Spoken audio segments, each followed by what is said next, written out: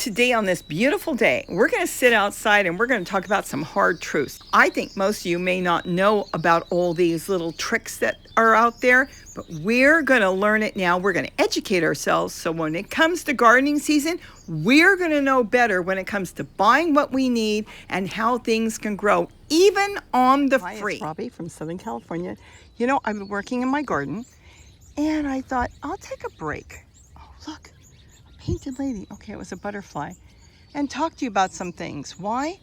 This is the perfect time to just talk about gardening because most of you are not gardening right now.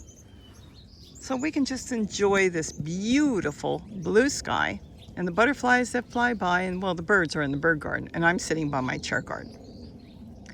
Let's talk about the nonsense and the car salesmen that are now doing garden videos.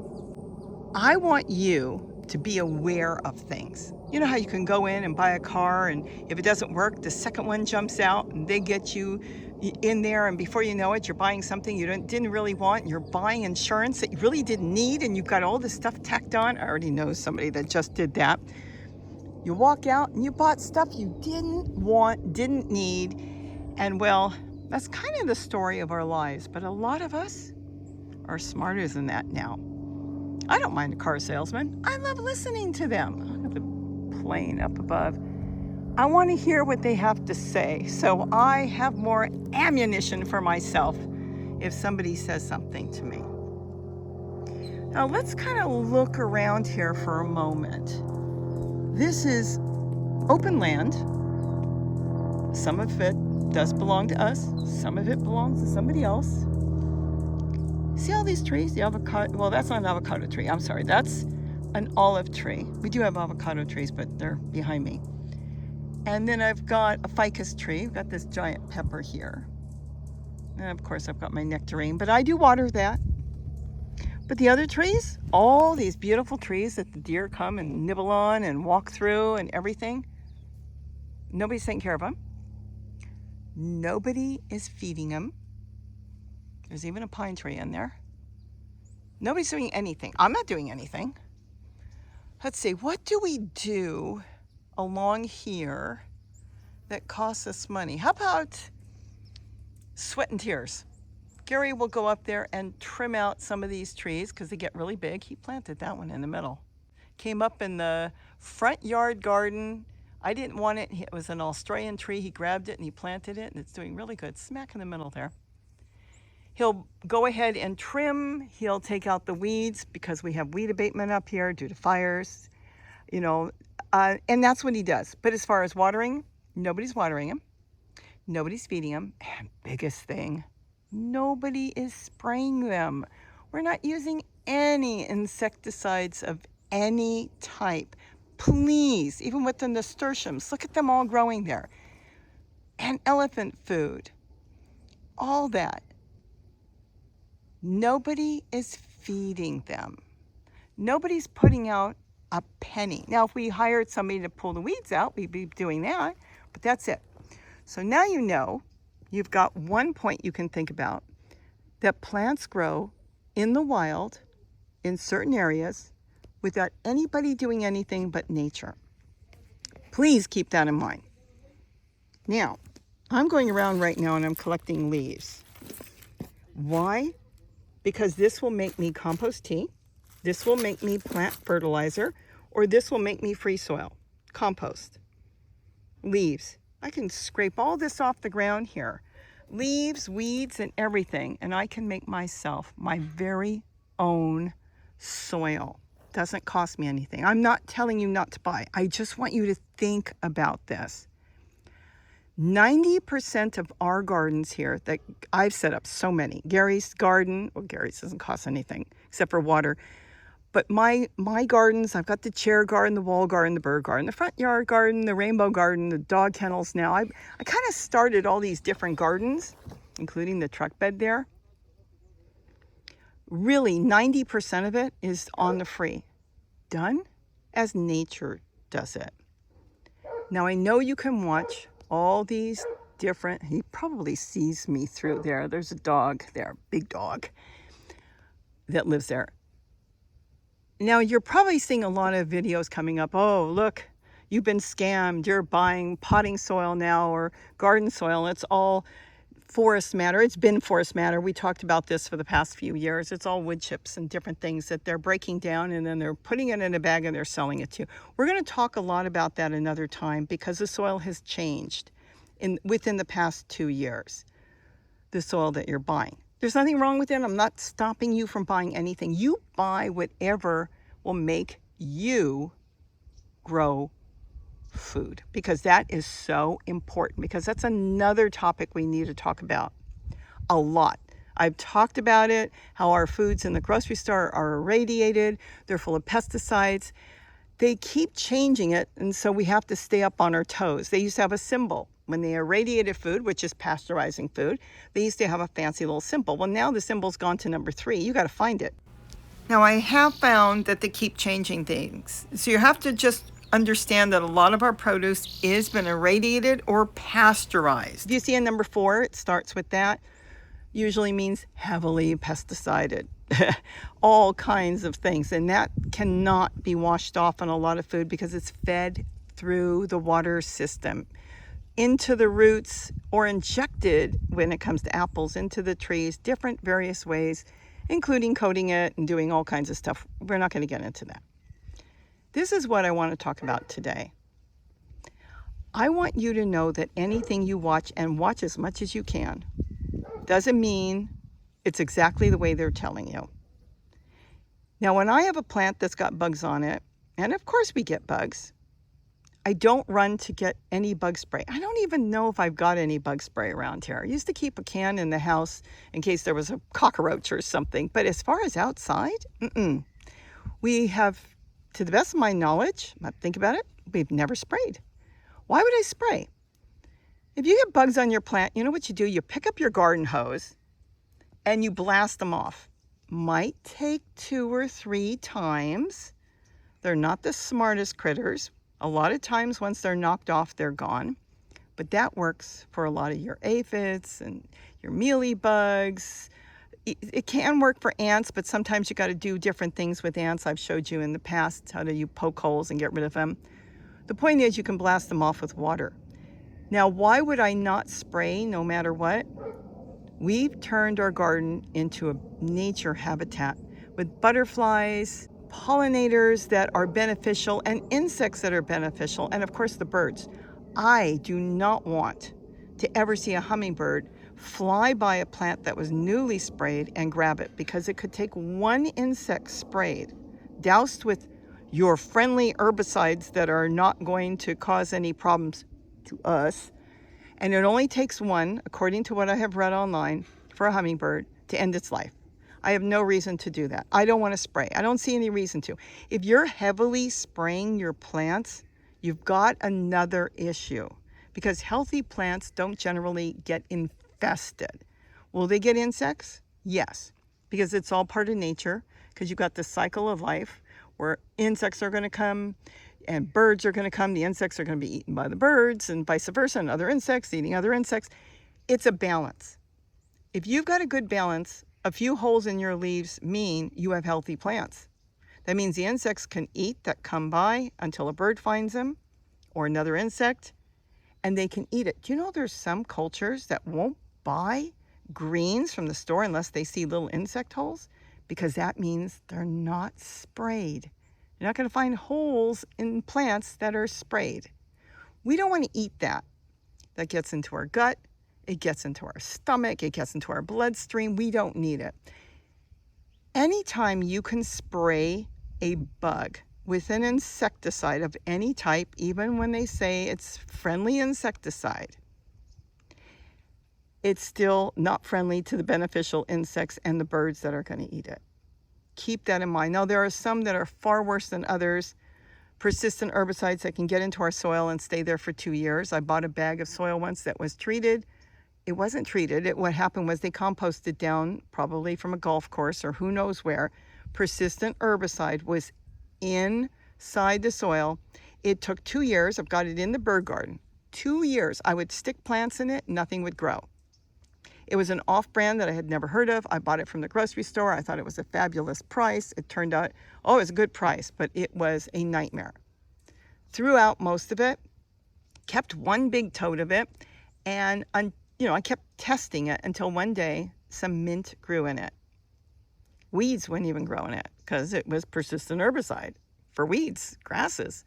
Now it's fine. 2 years. I don't think you want to buy soil at a really good price and wait 2 years to grow in it. I don't want to. You can go outside with a shovel, dig up some dirt in your backyard, and you'll get far more production out of that than you will a lot of other soils. Now, again, I'm not telling you not to buy. This is why I want to talk about this now. I want you to be armed with information and thoughts in your head when you hear something. Oh, my pepper plant got bugs on it. I've seen a lot of people talk about that. And they sprayed the dickens out of it to get rid of the bugs. Why? If it was in a flower pot, why don't you just take it outside and hose it off? So it might take 2 or 3 times.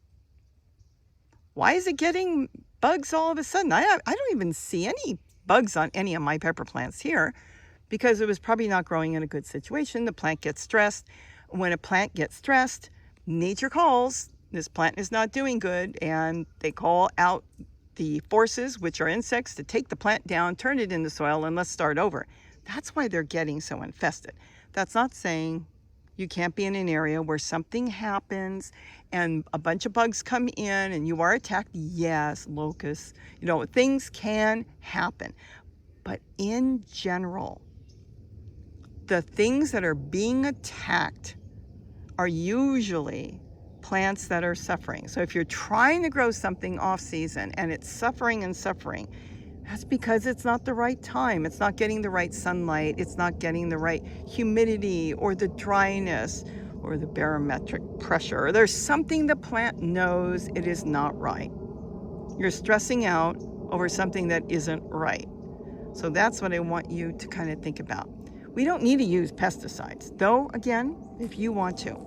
Another thing going on is you have to analyze what you're watching. Now, yes, I do mark certain products that I buy because I'm not allowed to, and YouTube pushes it. I'm not asking you to buy it, but if you want to, sure, go ahead. I can tag them. But I only tag stuff that I'm buying, things I'm using. You're not going to see insecticide in there. You're not going to see any type of sprays like that. You're not even going to see plant food because I don't use plant food. I make my own out of free leaves. And we can talk about that a lot. A lot of people are now making videos because they're selling products. I mean, that's just the facts of life. They're selling sprays, they're selling plant food, they're selling fertilizer. They are selling products. So they're going to show you, of course, all the best reasons in the world to buy that product. I mean, after all, that's what they're doing. So you've got to figure out, are they showing you a certain product? Are they showing you the product they're using? And do you want to use it? I mean, analyze what is going on. Now, if it's going to work for you, go for it. I'm not telling you not to buy it, but I want you to understand that. There's another thing going on out there. Sometimes you might see something, oh gosh, they planted this and that, or they did this and that, whatever they did. And then you look at it and it's like, whoa, they got 100,000 people came in to view that video on the product that they ended up using in there. I got news for you. You can buy views. And that is legal, and it's done through YouTube. So a lot of places now are buying views, buying the clicks, and that is promoting their products. I'm not saying there's anything wrong with it. I most certainly am not going to buy views. You don't want to watch me, you don't have to watch me. I am not going to pay for anybody to buy views to watch me. I don't expect you to watch me if you're not interested in the gardening I'm doing or the hummingbirds or listening to me. Why would I want to put money out on that? But people do because it makes their video look good. And that's fine. If they want to do that, that's fine. And it does help some people. Some people can start a channel, and I don't know what it costs because I haven't even looked into it. You can buy where they'll push you. Facebook's been doing that for years. I believe Instagram does that too. where they'll push your videos because it makes your video look good. And that's why you'll see somebody that's been getting, let's say, 5,000 views, all of a sudden it goes to 200,000 views, 100,000, 200. It's like, wow, they must have something great. No, they bought it.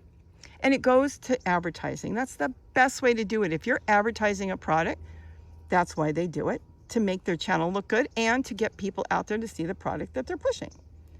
Isn't it so pretty out here? And peaceful. So this is why a lot of channels suddenly get a lot of views. That's perfectly fine. I'm not going to do that. I will tag products that I like, that I use, my hummingbird feeders, the totes I'm using, the shovels I get from Walmart for 97 cents, 98 cents, whatever it is. Watering cans I get in the spring. They're so cheap. I love them. I've had them for a couple years now. They're fantastic. Anything I buy, maybe power banks for the water fountains, for the hummingbirds, the hummingbird feeders, I love Walmart's. It has nothing to do why I tag it like telling you to buy it, but they work. They work because they're so cheap. They're easy to wash and clean. They're 3 parts. They're actually 4, but we're not going to go into that today. There's another part on there. But they're basically 3 parts. You clean them, you put them out, and the biggest thing is, because they're only $4 to $8, depending on the type you get, the size, or whatever, the hummingbirds know it. So when they're flying through the sky and they see it, let's say they're coming through, and let's say I have a feeder over here, which I don't right now, they will just dive bomb it because they recognize it. You go get a fancy feeder, they don't know, they're flying by, and you've got this fancy glass, plastic thing hanging there, all decorative. They don't know what it is. It's probably something they don't want. So when they recognize something, they dive bomb it. So I tag those hummingbird feeders. There's a couple others I might tag that I use. Glass ones, a few different plastic ones. I got it on sale and they like it. If they don't like it, I had somebody send me some hummingbird feeders that they were selling. Oh my gosh. The worst hummingbird feeder I have ever had in my yard. The birds were fighting. They couldn't reach the nectar. The spout was too long. They had 2 different types. I periodically see people buy them. It's a flat type model. No. I didn't want to do anything to the seller. So what I simply did was I said, I can't use this, and I don't know who can. But my hummingbirds here cannot reach the bottom, and then it turns them into these vicious little creatures flying through the sky, attacking each other because they think somebody's getting something they can't. So I just didn't do a video on it. I would not do a negative video. I just didn't do anything. The stuff I put up is stuff I really like. Sometimes I see a solar light. Can't get those really right now. Actually, I think you can get. I have these light bulbs that hang around the yard. People have asked me about them. I can't tag them. I think I can. But the problem is if I tag them, they're like 10 bucks a piece, but you can go to Dollar Tree and get them for what, $2, $3? So I bring it up once in a while. Here's these light bulbs, they're solar, go to Dollar Tree and get them. If they're cheap enough, I'll tag them. Sometimes I'll tag things just so you can see them because it might be a product I bought at a good price, but I really like it. So that's the kind of stuff I do. We can plant an entire garden really close to being free. Some soil, yes, you'll want to buy it. Plant food, that's up to you. I don't buy plant food. There's no reason. If all these plants can grow beautiful with nature, I can do the same thing for my plants, and that's what I do. Totes, I have to grow in totes. Oh, it's a black admiral. Butterfly. I have gophers, squirrels, rabbits, possums, you name it, it's here. This works for me. My chair garden is wonderful. Kind of string around things with tulle, keep everybody out, and it's great. And then I've got the dog kennels, you know. I can get up for a minute and show you that. That is so good. The dog kennels down there is it keeps everything out. Absolutely everything, to the point where we just bought 2 more we're setting up. And you'll see that in the spring. I don't know when we'll set them up, but you will see it. Look at down there, my trail. Isn't that beautiful? Look at all the grass growing down there. Beautiful. So the dog kennels have kept everything out, even insects. They don't seem to bother to go in there. And if they do, I found lettuce once with a few white flies on it. Pull it out, take a hose, rinse it off. And if they come back, if you see them the next day or 2 days later, rinse them again, then they're gone. And of course, I can cover the dog kennels with tulle. So arm yourself with thoughts Like, do you really want to buy a raised bed for a couple $100 and then fill it for hundreds of dollars? Yeah, you could go get logs and different things to put in there. But do you need something that big where you have to maintain, like that truck bed, something so big that in order to grow in it, you have to maintain the entire thing at one time? Got to get the whole thing set up. That can be so overwhelming that a lot of times people give it up and they stop gardening. I've seen it. I know people that set up 3 and they no longer garden. I asked them why you've got the raised beds. They said it cost them $150 each raised bed, and they're small. They're only maybe 5 foot, 6 foot long. They're not even that deep, but they said it cost them $150 to fill it, each one. They collapse right away, the soil, because it compresses down as you're watering it and plants are growing. And then they have to refill it, and they said it was just a nightmare, and they gave up gardening. Hopefully I can turn them around. Then you got the other people that, well, it's a fad. You go buy a whole big bag of potting mix. You slice open the top and you drop your plants in. Oh, I see that all the time. Have I done it? Oh, yes. So now you're going to go buy potting mix, let's say $20 for the bag. That's not even the best, but $20. You slice the top open, you plant your plants in, and you water from the bag of potting mix. You don't even have to get a tote or anything, though you got to sit it somewhere because the plastic will eventually decay down, and then you'll have plastic all over in your soil. But in the meantime, you put a squash in there, let's say a zucchini, and lo and behold, after a couple months, 2-3 months, you've got a zucchini. Maybe 2, maybe 3. So now you have spent $20-something on that zucchini, or 2 or 3. Really? That's another one I've seen people do. And after they do that a couple times, and they get tired of picking up the plastic when it starts to decay and try to move it because it weighs a ton as you're watering it, and don't forget to make drain holes. That's another way that they start and say, it's not worth it. I'm just going to buy from the grocery store. No, we're going to go over planting in containers that are free. Hey, that's a free one right there on the ground, that black one. We can grow in totes that are only $6, maybe $7, and if you go to the thrift stores, maybe 1 or 2. You can go to bakeries and ask for 5-gallon buckets that they get a lot of their products in, like sugar and oils and stuff. Just wash it real good, make some holes, and you can grow in that. You can go to a lot of restaurants that get their mayonnaise and other condiments in 5-gallon buckets, and they'll give you that. I prefer to grab totes. They last for me about 3 to 4 years, though I've got some in my garden that are about 9 years old. So it depends on the tote itself. It depends on where they're sitting and if they get a lot of wind damage. Wind is really what's hard on everything. And if they don't, they'll last for years, and it's good. So you buy a tote for let's say you bought a tote every year for $7. Isn't that cheaper than buying a raised bed for $200 to $500 and then having to fill it? We talk about totes all the time. Why? Because a tote, you can do one at a time. They're 18 gallons, so you can go way up. They go to 30 gallons and plus. But you're doing one group of plants at a time. So if your peppers don't like a whole lot of water, you grow peppers in one. Your tomatoes want more water, you grow your tomatoes in that one. You got greens that want a lot of water, you grow it in that.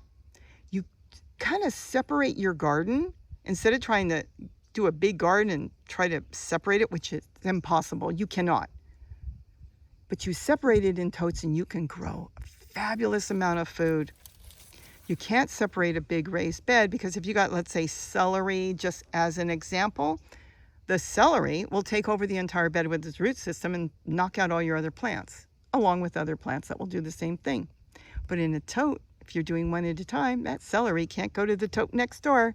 It can just lean over and kind of think, gee, I wish I could get in there, but it can't get it.